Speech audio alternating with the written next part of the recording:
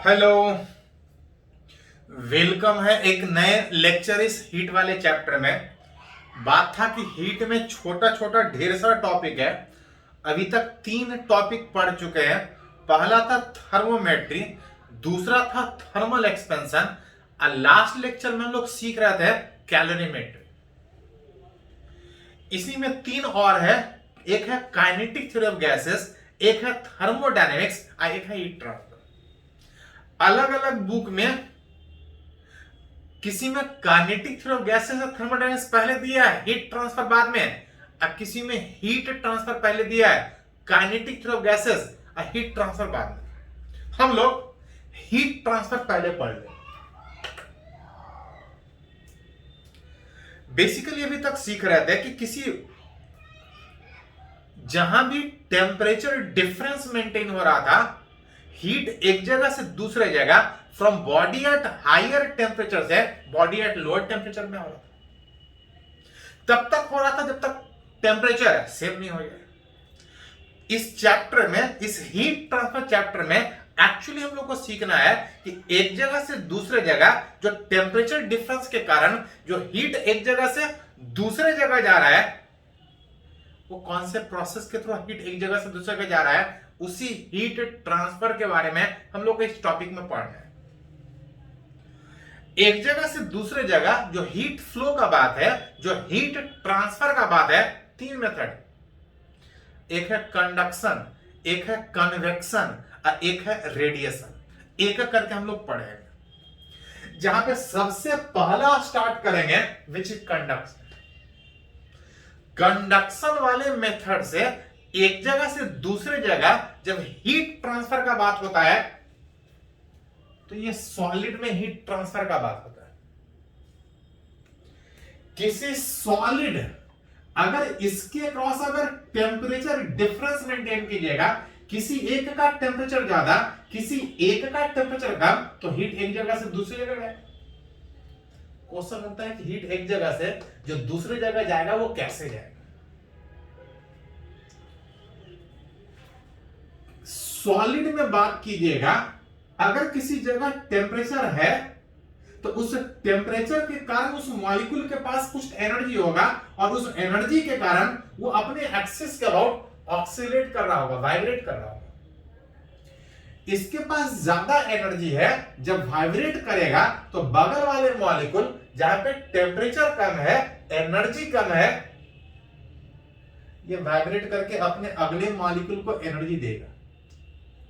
अगला वाला मॉलिक्यूल जो एनर्जी पीछे वाले मॉलिक्यूल से उसके पास आ रहा है, उसका कुछ हिस्सा लेके अपना टेम्परेचर बढ़ाएगा और बाकी बचा खुचा एनर्जी जो बचा है अपने अगले मॉलिक्यूल को ट्रांसफर करेगा। अगला वाला जो एनर्जी आ रहा है कुछ अपने टेम्परेचर इंक्रीज में, अब बाकी वाइब्रेशन के कारण अगले मॉलिक्यूल को एनर्जी ट्रांसफर करेगा। मतलब सॉलिड में टेम्परेचर के कारण जो मॉलिक्यूल वाइब्रेट हो रहा है, ज्यादा टेम्परेचर ज्यादा एनर्जी अपने अगले मॉलिक्यूल को ट्रांसफर करेगा और उस वाइब्रेशन के कारण एनर्जी एक जगह से दूसरे जगह ट्रांसफर होगा, which is that method of heat transfer जो सॉलिड में मॉलिक्यूल के वाइब्रेशन के कारण होता है, is called as conduction. Takes place in solid with vibration of molecule without transportation of matter. Matter जहां है वहीं रहेगा, उस वाइब्रेशन के कारण एनर्जी एक जगह से दूसरे पे जा रहा है, and that method is called as which is conduction. बात था कि पिछला वाला मॉलिक्यूल अपने अगले वाले मॉलिक्यूल को एनर्जी देगा, अगला वाला मॉलिक्यूल वो जो एनर्जी पीछे से आ रहा है अपना टेम्परेचर बढ़ा के बाकी एनर्जी अगले वाले को देगा। तो क्या इसका टेम्परेचर हमेशा बढ़ता रहेगा? तो हमेशा नहीं, शुरुआत में बढ़ता है। शुरुआत में जो एनर्जी आता है उसके कारण अगला वाला मॉलिक्यूल कुछ टेम्परेचर बढ़ाएगा, बाकी एनर्जी अगले मॉलिक्यूल को देगा। लेकिन ये शुरुआत में, कुछ देर के बाद जितना टेम्परेचर चेंज होना होता है हो जाता है, और एक लिमिट के बाद जब एनर्जी आता है तो टेम्परेचर बढ़ने के बजाय जितना एनर्जी आता है मॉलिक्यूल अपने अगले मॉलिक्यूल को ट्रांसफर कर देगा, जितना टेम्परेचर चेंज करना है कर चुका है, समय के हिसाब से जब टेम्परेचर चेंज करना बंद करेगा, दैट मींस जितना एनर्जी आ रहा है सारा का सारा अगले मॉलिक्यूल को ट्रांसफर करेगा, that is called as a steady state. एक कंडीशन, शुरुआत में टेम्परेचर चेंज होता है लेकिन एक लिमिट के बाद, that limit is called as a steady state. जितना एनर्जी पीछे वाला मॉलिक्यूल ट्रांसफर कर रहा है किसी मॉलिक्यूल को, सारा एनर्जी अगले मॉलिक्यूल को ट्रांसफर करेगा। आप किसी पॉइंट पे जो टेम्परेचर है अगर वो समय के हिसाब से चेंज नहीं करा, शुरुआत में करता है लेकिन बाद में नहीं करेगा, that condition is called as steady state, which in a steady state the temperature of a point does not change with time. किसी बॉडी में किसी एक पॉइंट पे जब बात कीजिएगा वो समय के हिसाब से चेंज नहीं करेगा। हाँ, अलग अलग जगह टेम्परेचर अलग अलग होगा, टेम्परेचर अलग होगा तभी तो हीट ट्रांसफर होगा, नहीं तो ट्रांसफर ही नहीं। लेकिन समय के हिसाब से वो टेम्परेचर जो अलग अलग है वो अलग अलग ही रहेगा, लेकिन समय के हिसाब से चेंज नहीं करेगा। That condition is called as a steady state. अतः हम लोग को पढ़ना है कि किसी बॉडी से जो हीट ट्रांसफर हो रहा है, एक जगह से जो दूसरे जगह जा रहा है, उस मॉलिक्यूल के वाइब्रेशन के कारण जो एनर्जी जा रहा है, क्वेश्चन होता है कितना एनर्जी एक जगह से दूसरी जगह जा रहा है। उसके लिए मान के चल रहे हैं एक सिलिंड्रिकल कहने के बजाय एक यूनिफॉर्म क्रॉस सेक्शन का एक बॉडी माने, हर जगह क्रॉस सेक्शन एरिया विच से मान ले रहे हैं ए कुछ एरिया हो, हर जगह अभी सेम मान के चल रहा है। किसी एक एंड का टेम्परेचर ज्यादा और दूसरे एंड का टेम्परेचर कम, कुछ लेंथ होगा, टेम्परेचर किसी एक का ज्यादा किसी एक का कम, उस टेम्परेचर डिफरेंस के कारण हीट एक जगह से दूसरे जगह ट्रांसफर हो रहा होगा। अब वही रिलेट करना चाह रहे हैं कि किसी सॉलिड में टेम्परेचर डिफरेंस के कारण जो मॉलिक्यूल के कारण एनर्जी एक जगह से दूसरे जगह जा रहा है, मॉलिक्यूल के वाइब्रेशन के कारण जो एनर्जी जा रहा है, वो हीट कितना ट्रांसफर कर रहा है। In a steady state temperature जितना चेंज करना कर चुका है, अब चेंज नहीं कर रहा है। In a steady state rate of heat flow, rate मतलब per unit time, rate of heat flow through any cross section, किसी क्रॉस सेक्शन से अगर हीट फ्लो का अगर बात कीजिएगा, विच इज रेट का मतलब पर यूनिट टाइम, पर यूनिट टाइम पर सेकेंड जो हीट ट्रांसफर हो रहा है किसी यूनिफॉर्म बॉडी से, यूनिफॉर्म क्रॉस सेक्शन वाले बॉडी से, डिपेंड्स अपॉन एरिया। ये एक एक्सपेरिमेंट बेसिस रिजल्ट, अलग अलग बॉडी के ऊपर हीट जो ट्रांसफर हो रहा है उसको प्रैक्टिकल करने के बाद ये फाइंड किया गया कि जितना ज्यादा क्रॉस सेक्शन एरिया होगा हीट उतना आगे बढ़ेगा, उतना ज्यादा हीट ट्रांसफर होगा।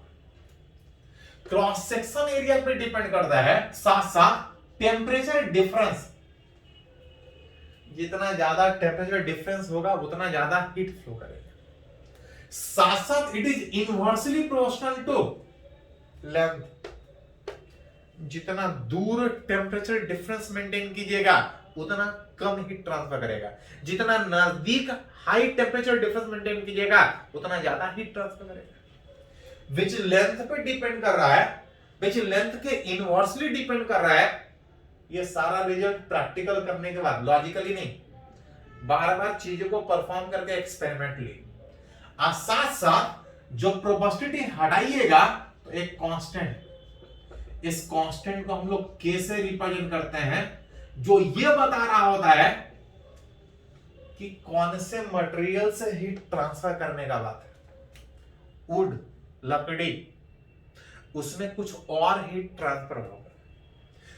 आयरन, एल्युमिनियम, स्टील, अलग अलग मटेरियल में हीट अलग अलग ट्रांसफर होगा सेम टेम्परेचर डिफरेंस मेंटेन करने के बाद। विच इज आप बोल सकते हैं कि जो रेट ऑफ हीट फ्लो था, जो पर सेकेंड एक जगह से दूसरी जगह हीट ट्रांसफर हो रहा है, एरिया पे डिपेंड कर रहा है, टेम्परेचर डिफरेंस पे डिपेंड कर रहा है, लेंथ पे डिपेंड कर रहा है, और साथ साथ इस बात पे भी डिपेंड कर रहा है कि कौन से मटेरियल से हीट ट्रांसफर का बात है। वेयर इस के को हम लोग बोलते हैं thermal conductivity, thermal conductivity of उस मटेरियल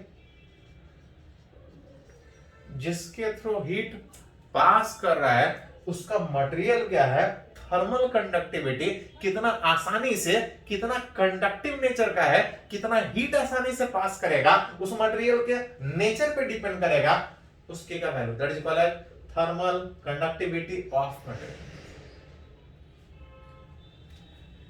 ये इक्वेशन कभी कभी हम लोग को जरूरत पड़ता है डिफरेंशिएशन के फॉर्म में।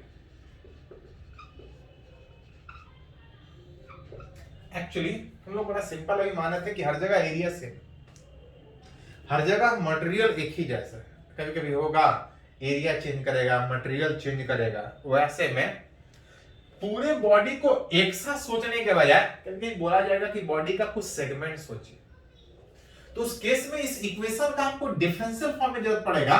और अगर इस इक्वेशन को जब डिफरेंशिएशन के फॉर्म में लिखेगा तो के मटेरियल एरिया और टेम्परेचर डिफरेंस, ज्यादा बड़ा लीजिएगा तो ज्यादा टेम्परेचर डिफरेंस, अगर छोटा वाला सेगमेंट लीजिएगा तो छोटा टेम्परेचर डिफरेंस।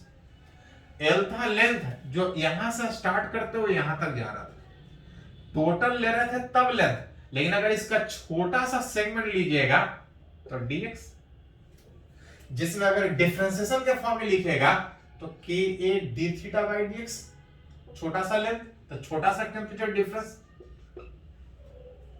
साथ साथ जब इसको डिफरेंशिएशन के फॉर्म में लिखते हैं तो आपको अलग से माइनस लिखना पड़ेगा। माइनस का आगे बढ़ रहे हैं, डिस्टेंस बढ़ रहा है, लेकिन हीट उस डायरेक्शन के फ्लो में टेम्परेचर घट रहा है। With increase in x temperature घट रहा है, जिसके कारण अलग से एक माइनस साइन जो बता रहा है निगेटिव साइन रिप्रेजेंट।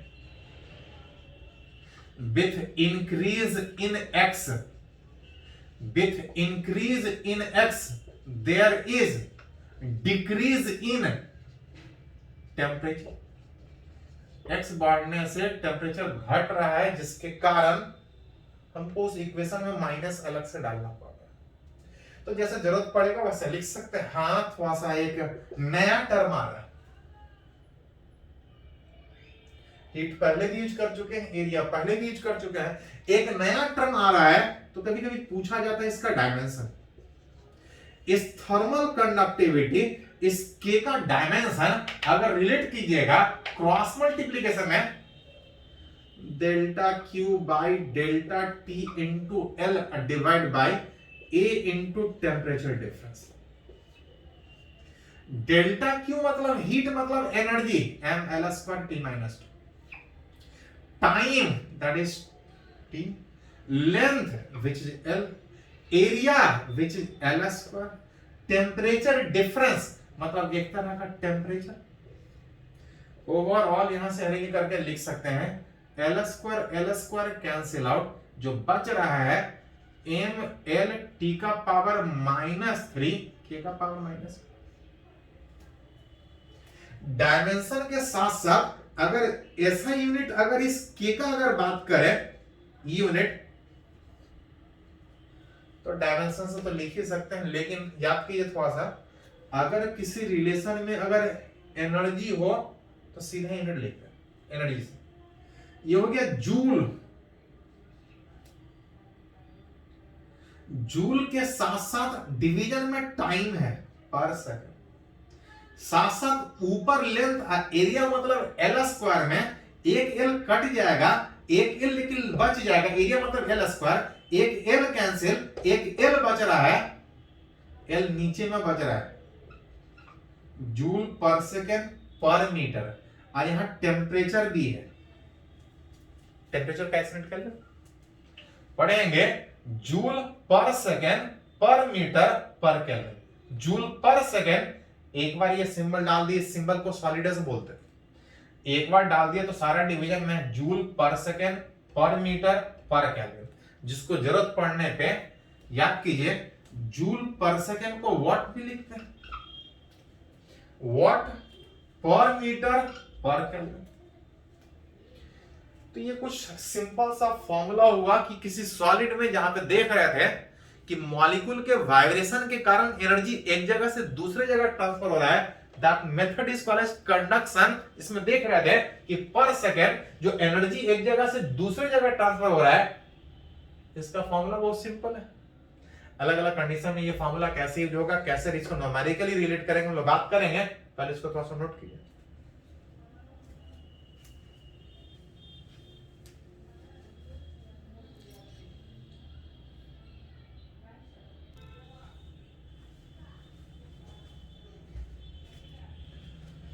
तो अभी हम लोग फॉर्मूला का बात किए, किसी सॉलिड में एक जगह से दूसरे जगह जो हीट ट्रांसफर हो रहा था, पर सेकेंड जो हीट ट्रांसफर हो रहा था, डेल्टा क्यू बाई जो डेल्टा टी था, जो रेट ऑफ हीट ट्रांसफर था, इसका फॉर्मूला जो आ रहा था कि A theta one minus theta two divide by which is length. आगे बढ़ने से पहले हम लोग कुछ टर्म और इसमें बात करेंगे। इसी में एक टर्म है जिसको हम लोग बोलते हैं हीट या थर्मल करंट। एक्चुअली ये जो कंडक्शन सॉलिड में जो हीट फ्लो का बात किए, बिल्कुल उसी तरह से होता है जैसे करंट। अगर 10th में चैप्टर पढ़े होंगे, करंट, जिस तरह से करंट एक जगह से दूसरे जगह पास करने का बात था, करंट फ्लो में चार्ज एक जगह से दूसरे जगह फ्लो करने का बात था।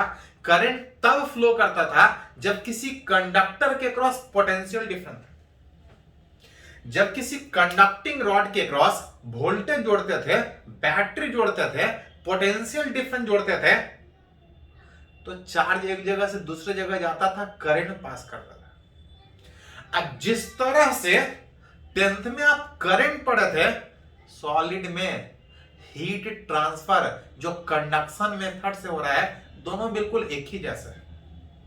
एक ही जैसा कि आप सोच सकते हैं कि एक ही है। जैसे याद कीजिए, किसी कंडक्टिंग रॉड को जब वोल्टेज जोड़ते थे, बैटरी जोड़ते थे, तो चार्ज एक जगह से दूसरे जगह पास करता था। जो चार्ज एक जगह से दूसरे जगह पर सेकेंड पास करता था, इसको हम लोग करंट बोलते हैं। और जो करंट था वो वोल्टेज के टर्म में, तब voltage by resistance, Ohm's law. Voltage जोड़ते थे, चार्ज एक जगह से दूसरे जगह जाता था, चार्ज जो पर सेकेंड जाता था, जिसको इलेक्ट्रिक करंट बोलते थे। जहां पे आर इज रेसिस्टेंस इस कंडक्टर का, जो कि थोड़ा बहुत 10th में पढ़े थे, आर बराबर रो एल बाई ए, या इसको लिखते थे तो एल बाई सिग्मा इंटू ए। जहां पे ये मटेरियल का रेसिस्टिविटी और ये मटेरियल का कंडक्टिविटी बताता था। ये 10th में पढ़ना था। जैसा चार्ज फ्लो, इलेक्ट्रिक करंट का फ्लो करंट में होता था किसी कंडक्टिंग रॉड के क्रॉस, बिल्कुल सेम तरीके से इस कंडक्शन में हीट फ्लो का बात। वहां पे पोटेंशियल डिफरेंस था, यहां पे टेम्परेचर डिफरेंस। वहां पे वोल्टेज के कारण, पोटेंशियल डिफरेंस के कारण चार्ज पास करता था, यहां पे हीट पास करता है।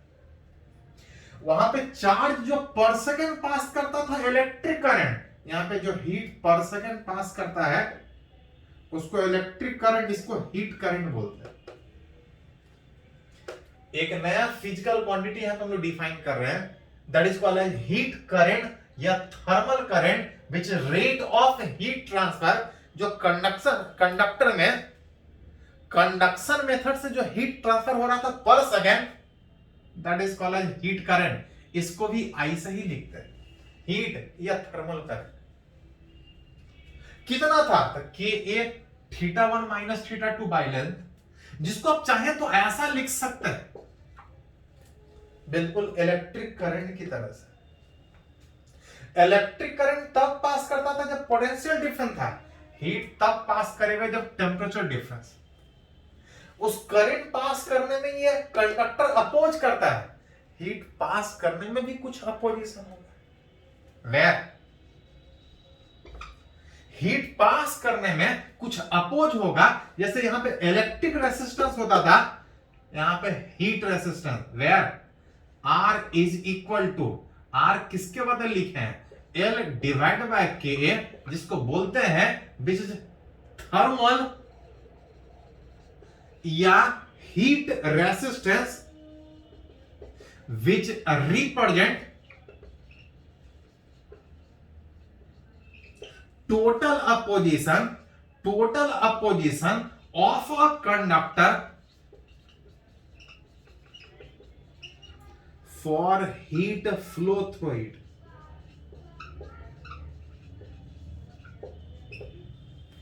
जैसे वोल्टेज जब बैटरी जोड़ते थे तो करंट पास करने में ये कंडक्टर कुछ अपोज करता था, जिसको हम लोग रेसिस्टेंस बोलते थे। हीट जब हम टेम्परेचर डिफरेंस मेंटेन करके पास करवाने की कोशिश कर रहे हैं तो कंडक्टर कुछ अपोज करेगा। कंडक्टर जितने से उस हीट पास का अपोज करेगा, दैट रेसिस्टेंस, इसको हम लोग बोलते हैं थर्मल या हीट रेसिस्टेंस। फॉर्मूला बिल्कुल उसी तरह से, R बराबर L बाई के में, R बराबर L by sigma into A, L is length, A is area, K is conductivity. यहां पे भी कंडक्टिविटी होता था, यहां पे हीट कंडक्टिविटी, थर्मल कंडक्टिविटी, वहां पे था इलेक्ट्रिक कंडक्टिविटी। उल्टा करके लिखते थे तो ये रेसिस्टिविटी कहलाता था। तो जैसा हीट ट्रांसफर यहां पे है, वैसे ही इलेक्ट्रिक करंट में चार्ज का ट्रांसफर था, इलेक्ट्रिक करंट के फ्लो का बात, बिल्कुल सेम तरीके से। इसके आगे का भी कहानी बिल्कुल वैसा ही है जैसा इलेक्ट्रिक करंट में पढ़े थे।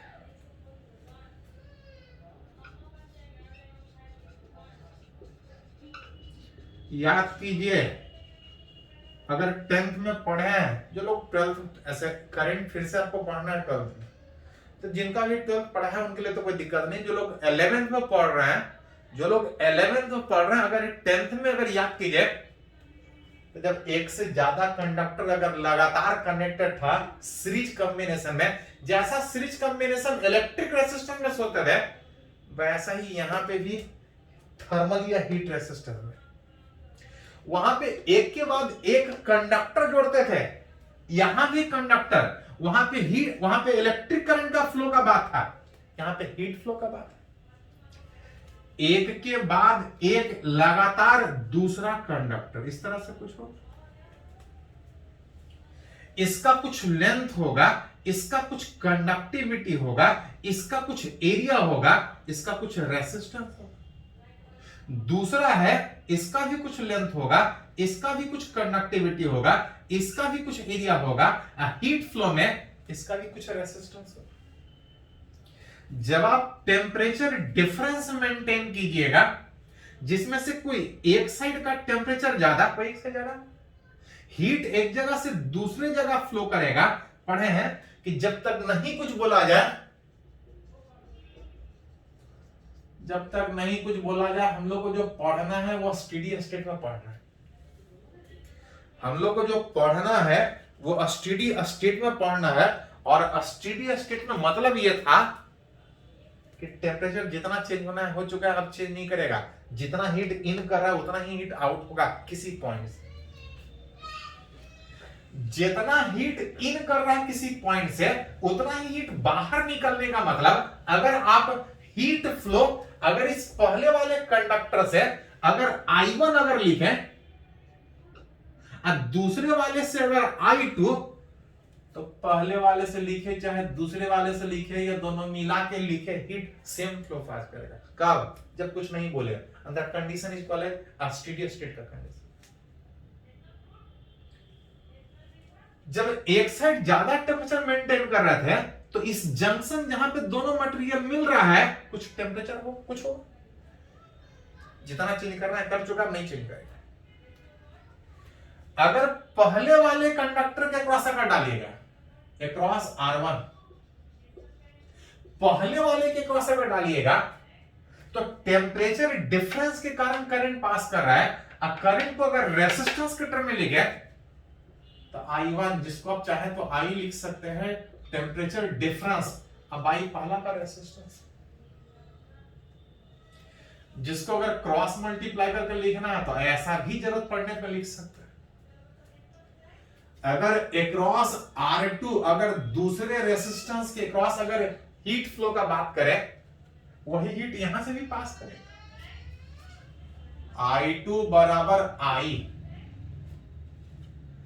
इस इधर से हीट ट्रांसफर हो रहा है, इसका मतलब इसका टेम्परेचर ज्यादा होगा, इस टेम्परेचर डिफरेंस के कारण हीट एक जगह से दूसरी जगह पास कर रहा होगा, theta minus theta two divide by दूसरे का रेसिस्टेंस। अगर दूसरे से हीट फ्लो का बात है, अगर क्रॉस मल्टीप्लाई करें तो थीटा माइनस थीटा टू बराबर आई इंटू आर टू। जरूरत पड़े तो ये रिलेशन, जरूरत पड़े तो ये रिलेशन। अगर इसको इक्वेशन नंबर 1, इसको इक्वेशन नंबर 2, अगर दोनों को अगर ऐड कर दे 1 प्लस 2, 1 प्लस 2 अगर करें तो थीटा वाला फैक्टर कैंसिल आउट हो जाएगा। Theta minus theta two is equal to I into R one plus R two. अगर यहां से नीचे लेके आए तो आई बराबर theta one minus theta two divide by R one plus R two, जो बता रहा है कि एक कंडक्टर पहला R1 दूसरा कंडक्टर R2, अगर दोनों से अलग अलग हीट ट्रांसफर के बजाय अगर दोनों मिला के हीट का बात करें तो हर जगह सेम हीट पास करेगा। जो हीट पास कर रहा है कुछ इतना पास कर रहा है। दोनों को अलग अलग सोचे तब कभी बोलेगा कि दोनों को अलग अलग सोचने के बजाय अगर एक साथ सोचे तो अलग अलग सोच रहे थे तो इतना, अगर एक साथ सोचे तो where R equivalent is equal to R1 plus R2। यही तो आप 10th में सीखे थे कि एक से ज्यादा कंडक्टर, वहां पे electric conductivity, electric charge, electric current pass करने का बात। एक के बाद एक लगातार अगर कंडक्टर कनेक्टेड है तो सबको हटा के अगर सिंगल रेसिस्टेंस में कन्वर्ट करें तो वहां पे इलेक्ट्रिक रेसिस्टेंस था, यहां पे हीट रेसिस्टेंस। थोड़ा सा ऑल्सो अगर रिलेट करें थोड़ा सा, आर इक्विवेलेंट में R1 इज व्हाट? तो R1 था पहले का रेसिस्टेंस। कितना था रेसिस्टेंस? तो पहले का रेसिस्टेंस मतलब पहले का लेंथ, पहले का के, अब पहले का एरिया। दूसरे का लेंथ, दूसरे का के, और दूसरे का एरिया। ये तब था जब पहले को अलग और दूसरे को अलग। क्योंकि बोलेगा कि अगर दोनों मिला के जो इक्विवेलेंट है, अगर उस इक्विवेलेंट को सोचे तो L equivalent, K equivalent into A equivalent. अब तब कभी कभी आपसे पूछा जाएगा देन कि दोनों को हटा के यहां पे K1 था, यहां पे K2 था, इस कंडक्टिविटी का भी इफेक्ट आ रहा है, इस कंडक्टिविटी का भी इफेक्ट आ रहा है। कभी बोलेगा कि दोनों कंडक्टिविटी को अलग अलग सोचने के बजाय एक साथ सोच के देखें।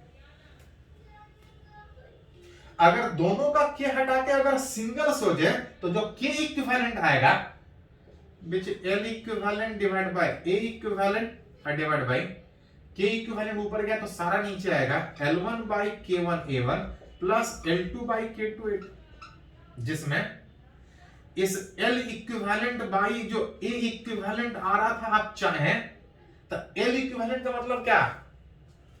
दोनों मिला के लेंथ सोचना है। पहले का लेंथ L1, दूसरे का length L2, L equivalent L1 plus L2।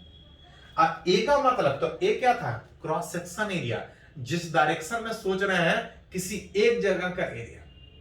अगर हर जगह एरिया सेम है तभी इक्विवेलेंट में भी सेम होगा। अगर अलग अलग जगह होगा तो फिर रिलेट नहीं कर पाएंगे। विच इज A इक्विवेलेंट में A इक्विवेलेंट आप तब सोच पाइएगा जब हर जगह एरिया सेम हो, A1 A2 सेम, नहीं तो फिर A इक्विवेलेंट रिलेट नहीं कर पाएंगे। तो इस तरह से हमको सोचना पड़ेगा। बिल्कुल उसी तरह से है जैसा इलेक्ट्रिक करंट में इलेक्ट्रिक रेजिस्टेंस के कॉम्बिनेशन का बात की थी। एक कॉम्बिनेशन सीरीज हुआ, एक और आप पढ़े पैरेलल कॉम्बिनेशन। बिल्कुल उसी तरह से यहां भी आएगा। पहले इसको थोड़ा नोट कर ली तो आगे हम लोग कंटिन्यू कुछ पैरेलल रेजिस्टेंस पे करते हैं। इसको नोट कीजिए पहले।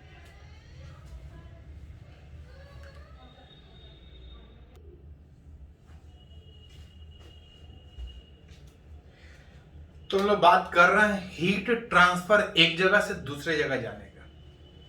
एनर्जी का ट्रांसफर एक जगह से दूसरे जगह में देख रहे थे कि बिल्कुल उसी तरह से था जैसा इलेक्ट्रिक करंट 10th में पढ़ना। वहां पे चार्ज के फ्लो का बात था, यहाँ पे हीट के फ्लो का बात था। वहां पे चार्ज के रेट ऑफ चार्ज फ्लो जो था उसको इलेक्ट्रिक करंट बोलते थे, यहाँ पे rate of heat flow thermal current, heat current बोलते हैं। वहां पे पोटेंशियल डिफरेंस बाई रेसिस्टेंस था, यहाँ पे टेम्परेचर डिफरेंस बाई रेसिस्टेंस, बिल्कुल सेम तरीके से। साथ साथ देख रहे थे कि एक से ज्यादा जब कंडक्टिंग रॉड करंट में था तो are equivalent R1 plus R2 series में, बिल्कुल यहां भी उसी तरह से। अभी सीरीज में बात की है, अभी थोड़ा सा पैरेलल में बात करना चाह रहे हैं। पैरेलल का मतलब था कि ऐसा ऐसा चाहे जितना भी कंडक्टिंग रॉड होगा सारे का एक इन एक साथ और सारे का दूसरा इन एक साथ। इस सारे का एक इन एक साथ अगर एक टेम्परेचर पे तो सारे का दूसरा इन अगर एक टेम्परेचर पे और साथ साथ अगर हम टेम्परेचर डिफरेंस मेंटेन करें तो हीट पास करेगा पहले से भी दूसरे से भी। पहले से अगर हीट जो पास कर अगर I1 लिखे, अगर दूसरे से अगर I2 लिखे तो आप लिख सकते हैं कि सब मिला के अगर इक्विवेलेंट में लिखेगा तो I1 प्लस I2। कुछ इधर से भी पास कर रहा है, कुछ इधर से भी, दोनों को अलग अलग सोचना चाहे तो सोच सकते हैं। अगर दोनों को हटा के अगर एक साथ सोचना चाहे तो इस तरह सोच सकते हैं। अगर सिर्फ पहले को सोचे तो पढ़े हैं कि जैसे इलेक्ट्रिक करंट में पोटेंशियल डिफरेंस बाय रेसिस्टेंस, यहां पे टेम्परेचर डिफरेंस बाय रेसिस्टेंस। अगर दूसरे के क्रॉस अगर हीट फ्लो का बात करें तो दूसरे के cross temperature difference by resistance. अगर दोनों को अलग अलग सोचने के बजाय अगर दोनों को मिला के अगर एक साथ सोचे तो मिला के भी सोचेगा तो टेम्परेचर डिफरेंस उतना ही आएगा। जितना पहले के क्रॉस टेम्परेचर डिफरेंस उतना ही दूसरे के क्रॉस टेम्परेचर डिफरेंस, दोनों मिला के बात कीजिएगा उतना ही temperature difference divide by R equal. जहां से सारे के क्रॉस टेम्परेचर डिफरेंस वाला फैक्टर कैंसिल आउट हो जाएगा, तब आप लिख सकते हैं 1 by R equivalent is equal to 1 by R1 plus 1 by R2। ऐसा ही तो इलेक्ट्रिक करंट में parallel combination of conducting rod में। तो जैसा आप इलेक्ट्रिक करंट जो 10th में पढ़े थे, करंट फ्लो का बात था, यहां पे हीट फ्लो का बात है। ऑल्सो अगर रिलेट करें R बराबर L बाई के इंटू ए, अगर उस पहले वाले R1 के जगह पर डाले तो L1 बाई के इंटू ए, अगर दूसरे वाले के जगह पे डालें तो L2 बाई के इंटू ए। अगर दोनों को अलग अलग सोचने के बजाय अगर एक साथ सोचे तो 1 बाई आर इक्विवेलेंट को सोचिएगा तो L इक्विवेलेंट, के इक्विवेलेंट, ए इक्विवेलेंट। अब तब कभी कभी पूछा जाता है व्हाट इज के इक्विवेलेंट। अभी थोड़ा सा इसको अगर अरेंज कर लें तो के equivalent, A equivalent by L equivalent, K1 A1 by L1, K2 A2 by L2। Equivalent resistor को निकालना सोच सीखे, इसका भी कुछ कंडक्टिविटी ये बता रहा था कि हीट फ्लो में हेल्प करेगा, ये बता रहा है कि हीट फ्लो में इससे हेल्प करेगा। कभी कभी बोला जाता है कि दोनों को अलग अलग सोचने के बजाय एक साथ सोचे तो इस के का वैल्यू कितना होगा। अगर क्रॉस मल्टीप्लाई करके लिखें तो L इक्विवेलेंट बटा A equivalent into K1 A1 by L1 plus K2 A2 by L2, इस तरह से आप सोच सकते हैं। जहां पे where what is A equivalent, तो हीट इधर से पास कर रहा है, इसका एरिया A1, इसका एरिया A2। अगर दोनों मिला के एरिया सोचे तो A1 प्लस A2। पहले का लेंथ L, दूसरे का लेंथ L, अगर दोनों मिला के अगर इक्विवेलेंट लेंथ सोचे तो पैरेलल में सीधा सीधा कनेक्ट तब होगा जब इसका लेंथ बराबर हो, विच L1 बराबर L2, ऐसा होगा तब L इक्विवेलेंट लिख पाएंगे। तो जरूरत पड़ने पे खाली अगर R इक्विवेलेंट सोचना है तो R इक्विवेलेंट, अगर K इक्विवेलेंट सोचना है तो K इक्विवेलेंट आप सोच सकते हैं। चलिए इसको थोड़ा सा पहले नोट कर लीजिए, तो कुछ एग्जांपल इससे रिलेटेड हम लोग बात करते हैं, इसको नोट कीजिए।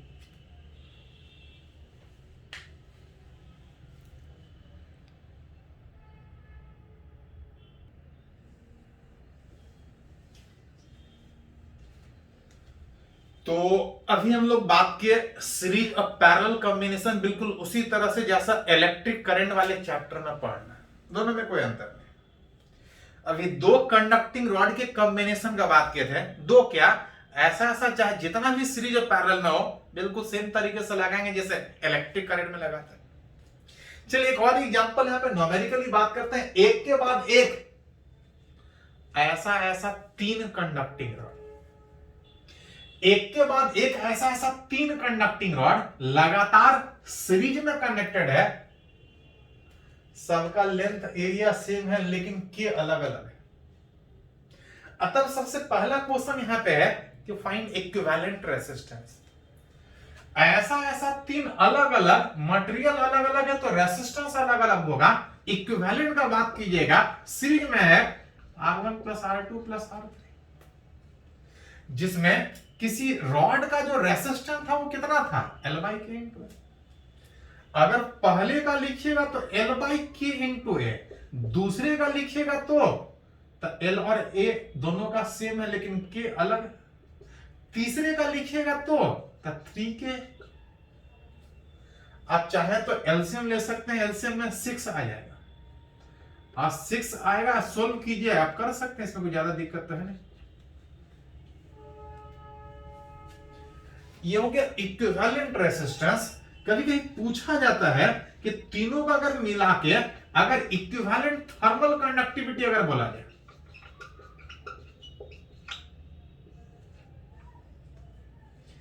हीट फ्लो में पहला का भी कुछ कंडक्टिविटी, दूसरा का भी कुछ कंडक्टिविटी, तीसरा का भी कुछ कंडक्टिविटी, बोल रहा है कि तीनों कंडक्टिविटी को अलग अलग सोचने के बजाय अगर तीनों मिला के अगर एक साथ अगर थर्मल कंडक्टिविटी सोचना हो कि जितना तीनों रहने के बाद इफेक्ट डाल रहा था, अगर अकेला रहेगा तो क्या इफेक्ट डालेगा, अगर उसका के इक्विवेलेंट निकालना हो, थोड़ा देर पहले भी सीखे थे कि अगर एज आर इक्विवेलेंट जो कि आ रहा था 11 L/6 के, जिसको अगर सब मिला के सोचे तो L इक्विवेलेंट के इक्विवेलेंट इंटू ए इक्विवेलेंट।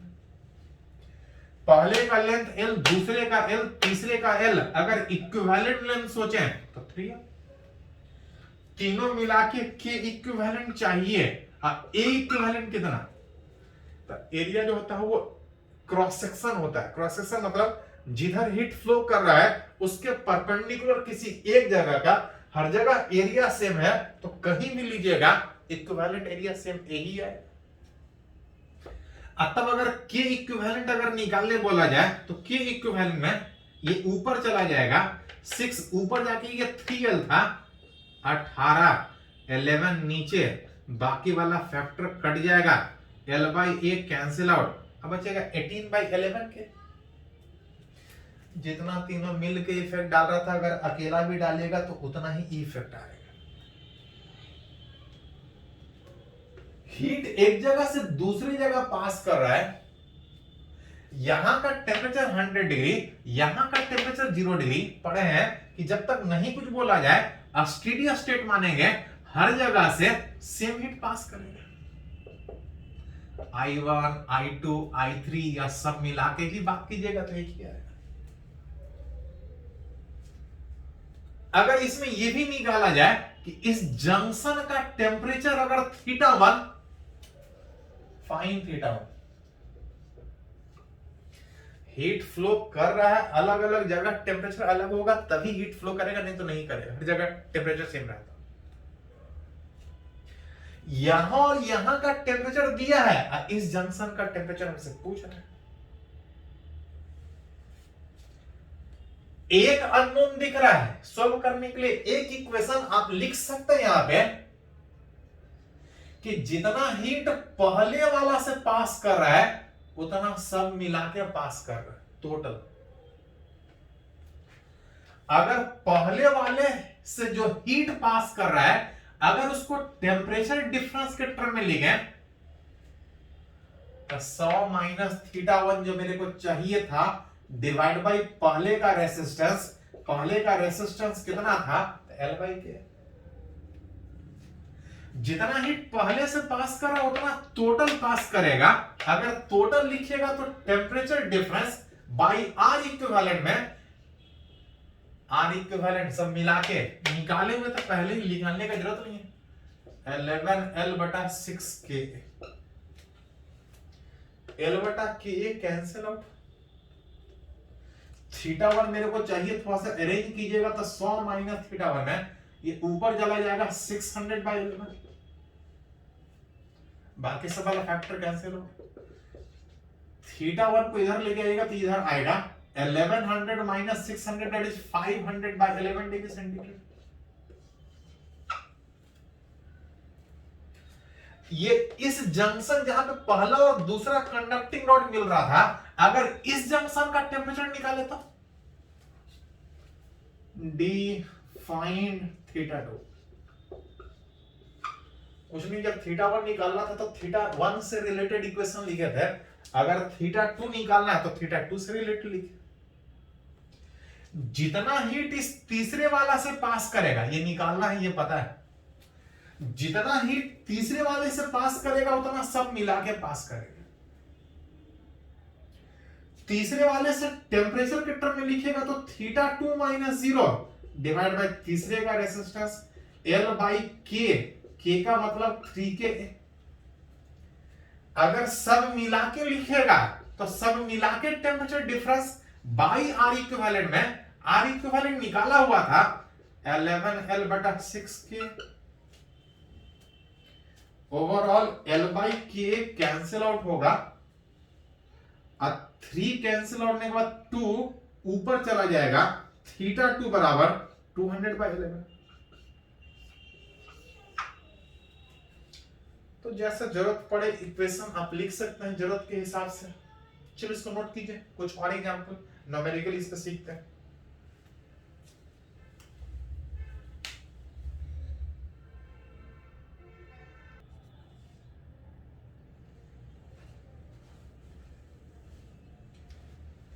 तो अभी तक हम लोग बात कर रहे हैं सीरीज पैरेलल कॉम्बिनेशन, बिल्कुल उसी तरह से जैसा आप इलेक्ट्रिक करंट में सीखे थे।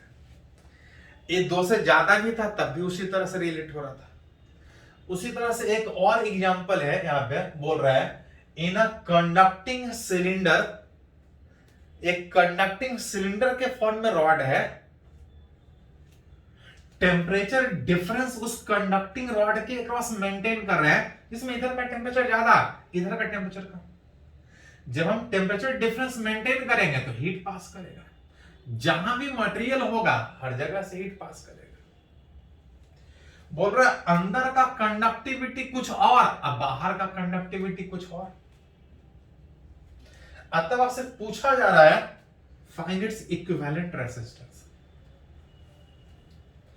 हीट जब इधर से पास करेगा तो ऐसा ऐसा अलग अलग मटेरियल होने के कारण इसको हमको अलग सोचना पड़ेगा, इसको अलग सोचना पड़ेगा। ये जो दोनों है, दोनों कंडक्टिंग रॉड का वन इन एक साइड और दोनों का दूसरा एक साथ, मतलब दोनों पैरेलल में कॉम्बिनेशन में।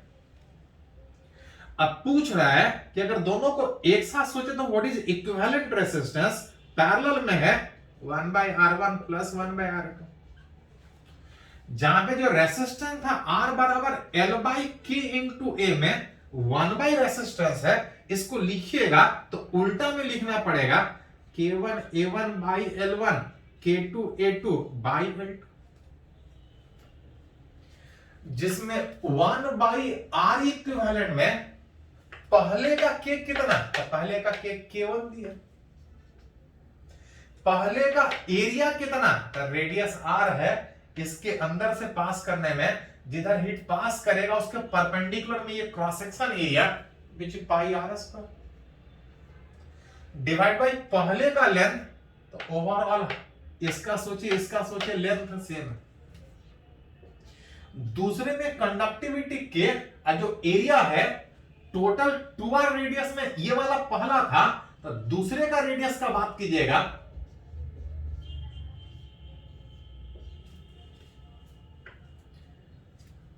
रिलेट कीजिएगा 1/R इक्विवेलेंट बराबर आ जाएगा πr²/L, कॉमन निकल जाएगा। और जो बच रहा होगा यहां पे K1 प्लस ये 3K2, जिसको उल्टा करके लिखिएगा तो जो आर इक्विवेलेंट आएगा which is L divide by pi R square K1 अब प्लस 3K2। हीट इधर से पास करा, दोनों को अलग अलग सोचने के बजाय एक साथ सोचेंगे, that is equivalent resistance. Heat pass करने में इस मटेरियल का अलग इफेक्ट, इस मटेरियल का अलग इफेक्ट। कभी कभी पूछा जाता है कि दोनों मटेरियल को अलग अलग सोचने के बजाय एक साथ सोचा जाए, इक्विवेलेंट थर्मल कंडक्टिविटी। दोनों मटेरियल को अलग अलग सोचने के बजाय अगर एक साथ सोचा जाए तो इक्विवेलेंट थर्मल कंडक्टिविटी कितना होगा। आर इक्विवेलेंट हम निकाल के बैठे थे पाई R square K1 plus 3K2।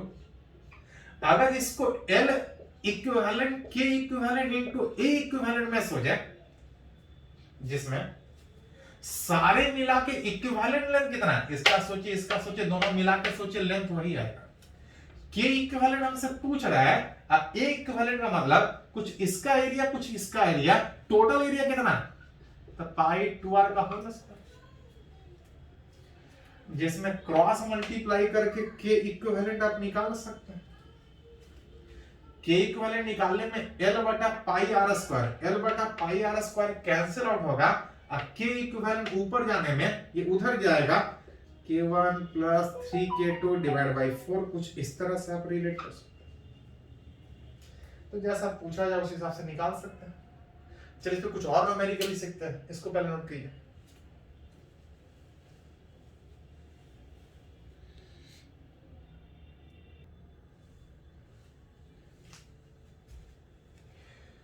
तो लोग बात कर रहे हैं सॉलिड में हीट फ्लो का, बिल्कुल उसी तरह से जैसा इलेक्ट्रिक करंट के फ्लो का बात है। एक से ज्यादा रॉड सीरीज पैरेलल में था, बिल्कुल उसी तरह से कंबाइन यहां भी हो रहा था। अगर कुछ और कॉम्बिनेशन का बात करें, जैसे यहां पे देखिए कुछ एग्जांपल के तो समझते हैं। बोल रहा है टू आइडेंटिकल रॉड, आइडेंटिकल करने का मतलब दोनों का मटेरियल भी सेम मानेंगे, लेंथ एरिया सब सेम मानेंगे। दो आइडेंटिकल रॉड अगर इस तरह से अगर अटैच है, जहां पर अगर इसका टेम्परेचर 100 डिग्री, इसका टेम्परेचर 0 डिग्री, इसका टेम्परेचर 25 डिग्री, अतः आपसे पूछ रहा है कि इस जंक्शन का टेम्परेचर कितना। कुछ जगह टेम्परेचर दिया है, इसका पूछ रहा है। यहां पे टेम्परेचर ज्यादा है, आप बोल सकते हैं यहां से हीट फ्लो करेगा। हीट फ्लो करेगा तो टेम्परेचर वही रहेगा कि चेंज करेगा। तो पढ़ा है कि शुरुआत में चेंज होता है, जितना चेंज होना है हो जाता है। स्टेडी स्टेट में हम चेंजेस कंसीडर नहीं करते। इसका टेम्परेचर 100 डिग्री, इधर से हीट जब आगे बढ़ेगा कुछ हीट फ्लो कर रहा होगा, इधर 0 डिग्री, इधर 25 डिग्री सेंटीग्रेड। हीट आएगा तो इधर जाएगा कि इधर आएगा, तो इधर टेम्परेचर कम है तो बोल सकते हैं इधर जाएगा। सारा का सारा उधर जाएगा तो नहीं, सारा का सारा उधर तब जाता है जब इधर से कनेक्शन नहीं होता। अगर इधर से कनेक्शन है तो जो हीट आ रहा है वो कुछ इधर जाएगा कि इधर जाएगा। तो मन करे तो इधर मान लीजिए, मन करे तो उल्टा मान सकते हैं, क्योंकि अभी हमको पता नहीं है कि इसका टेम्परेचर कितना है। इसके टेम्परेचर पे डिपेंड करेगा कि हीट इधर जाएगा कि इधर जाएगा। जब कंफ्यूजन हो तो अपने मन से कोई एक डायरेक्शन में मान लीजिए, अगर इक्वेशन सही तरीके से लिखिएगा तो अपने आप वो कैलकुलेशन में आ जाएगा कि हीट इधर जाएगा कि इधर जाएगा। मान लेते हैं कि इसका टेम्परेचर ज्यादा था, इधर से हीट आ रहा था, कुछ हीट इधर जा रहा था, बाकी वाला हीट इधर जाएगा। बिल्कुल उसी तरह से करेंगे जैसे इलेक्ट्रिक करंट में आप 10th में थोड़ा बहुत किए होंगे कि जितना हीट इधर से आ रहा है उतना ही हीट I2 अब प्लस I3 अगर इधर मान रहे हैं कि जा रहा है। इस करंट को अगर टेम्परेचर के टर्म में लिखें तो पढ़े करंट बराबर टेम्परेचर डिफरेंस बाय रेसिस्टेंस, जिसमें अगर पूरे रॉड का रेसिस्टेंस अगर R माने, ये आधा रॉड था, इसका रेसिस्टेंस R/2। I2 इधर मान रहे हैं heat flow temperature difference by resistance में, ये पूरा रॉड था, इस आधे रॉड का रेसिस्टेंस R/2, तो इसका हमको R मानना पड़ेगा। अगर R मानते तो इसका हमको 2R मानना पड़ता। I3 temperature difference by resistance. R वाला फैक्टर हट जाएगा, 2 ऊपर लेके जाइएगा, दैट इज 200 माइनस 2 थीटा बराबर थीटा माइनस 25 अब प्लस 2 थीटा, जिसमें थीटा 1 नहीं थीटा 2 था। सारे थीटा को उधर लेके जाइएगा तो उधर आ जाएगा 5 थीटा, ये इधर आएगा 225 थीटा बराबर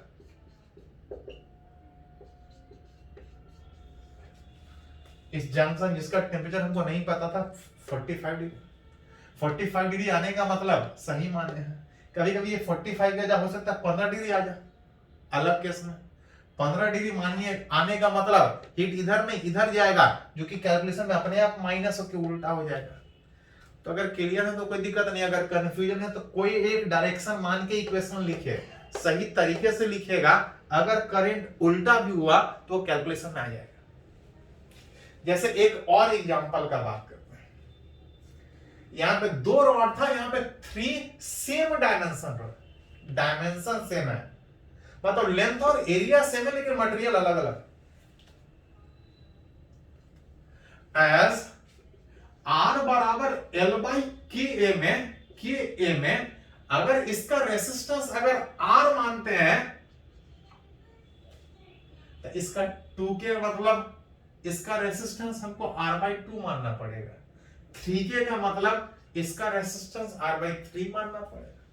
दे देता तो कोई दिक्कत नहीं होता, नहीं दिया तो इस तरह से सोचेगा। बोल रहा है कि इसका टेम्परेचर 100 डिग्री, इसका टेम्परेचर 0 डिग्री, इसका टेम्परेचर 50 डिग्री, तो पूछ रहे हैं जंक्शन का टेम्परेचर कितना।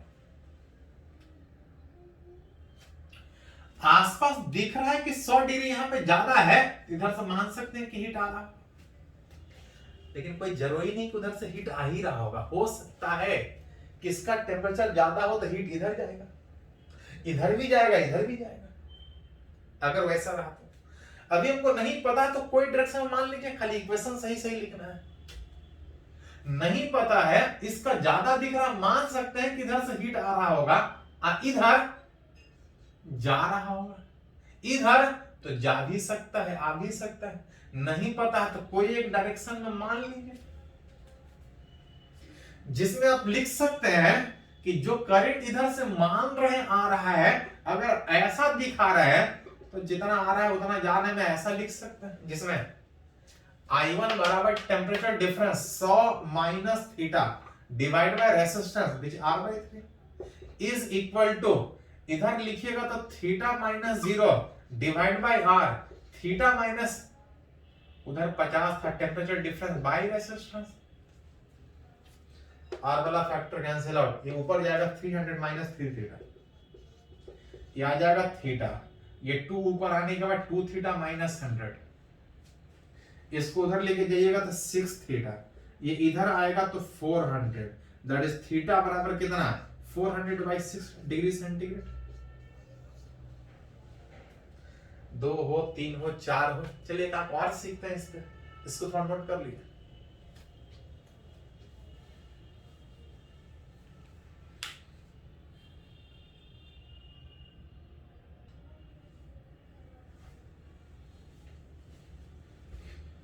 तो आज के लेक्चर के अगर सबसे लास्ट एग्जांपल अगर बात करें,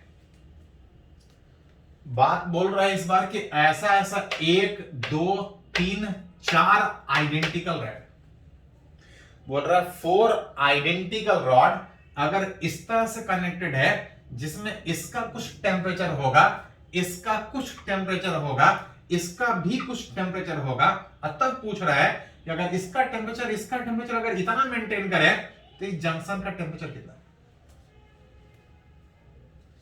टेम्परेचर किसका ज्यादा है किसका कम नहीं पता चल रहा, लेकिन अभी थोड़ा देर पहले सीखे थे कि अगर इक्वेशन सही तरीके से लिखिएगा तो किधर भी मान लीजिए उससे कोई फर्क नहीं पड़ता है। नहीं पता चल रहा हो, कोई एक डायरेक्शन में मान लीजिए कि इधर से हीट आ रहा है, इधर से हीट आएगा तो इधर जाएगा कि इधर आएगा, नहीं पता चल रहा तो कुछ भी मान लीजिए। इधर से भी हीट आ रहा है, इधर से भी हीट आ रहा है, तो कहीं जा रहा होगा, तो इधर भी जा सकता है, मन करे तो ऐसा सोच सकते हैं। ऐसा सोचने का मतलब सारा आ ही रहा मान रहे हैं, कोई दिक्कत नहीं। टोटल इनकमिंग बराबर टोटल आउटगोइंग में दिखा नहीं रहा है, मतलब जीरो, क्योंकि हमको पता नहीं कि किधर से आ रहा है किधर जाएगा। अगर सारा इनकमिंग दिखा रहा है तो आउटगोइंग भी जीरो,